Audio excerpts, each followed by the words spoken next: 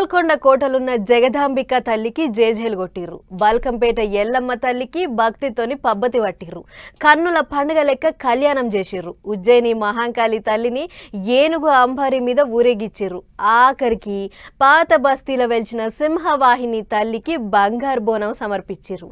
అట్లిట్లా ఆషాఢ మాసం బోనాల సంబరం ఈసారి కూడా పట్నంలో ఘనంగా చేసిర్రు. అన్నట్టు పాత బస్తీల రంగం ఎట్లెట్లా నడిచిందో ఒక్కసారి చూసేసొద్దాం పార్రి. మైమగల్ల ఎల్లవ్వ పోసవ్వ పాటలతోని పాత బస్తీ మారుమోగింది. లాల్ దర్వాజా సింహవాహిని మహంకాళి తల్లి జాతర రెండో రోజు కూడా మస్తు జోరుగా నడిచింది. ఐతారం అక్క చెల్లెళ్ళంతా బోనాలు సమర్పించిళ్ళు. సర్కారోళ్ళు పట్టుబట్టలు పెట్టిండ్రు. ఇక సోమవారం నాడు మాతంగి అనురాధక్కను పూనిన సింహవాహిని తల్లి భవిష్యవాణి చెప్పింది. లస్కర్ బోనాల కాడ మహంకాళి తల్లి ఏం చెప్పిందో లాల్ దర్వాజా కాడ సింహవాహిని తల్లి కూడా గదే ముచ్చట చెప్పుకొచ్చింది. మంచిగా లేవట రోజులు.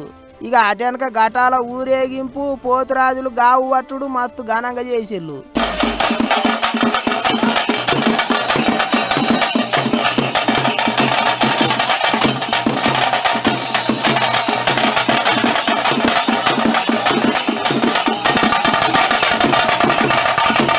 ఇక సోమవారం కూడా పాత బస్తీకి పబ్లిక్ గట్టిగానే పోటెత్తిండ్రు. పట్నంలో ఉన్న అన్ని జాగలకేంచి పబ్లిక్ వచ్చిండ్రు కాబట్టి ఎక్కడ ఎటువంటి లొల్లులు కాకుండా వేల మందితోని పోలీసు వాళ్ళు గట్టి బందోబస్తు పెట్టిండ్రు. హైదరాబాదులో బోనాల పండుగకు ఆఖరి ఘట్టం లాల్ దర్వాజా సింహవాహిని తల్లి ఊరేగింపే కాబట్టి మళ్ళొచ్చే ఏడాది వరకు చెప్పుకునేటట్టు ఘనంగా తీసిండ్రు. ఈసారి కూడా ఎప్పటి లెక్కనే ఎక్కడా తగ్గకుండా చేసిండ్రు.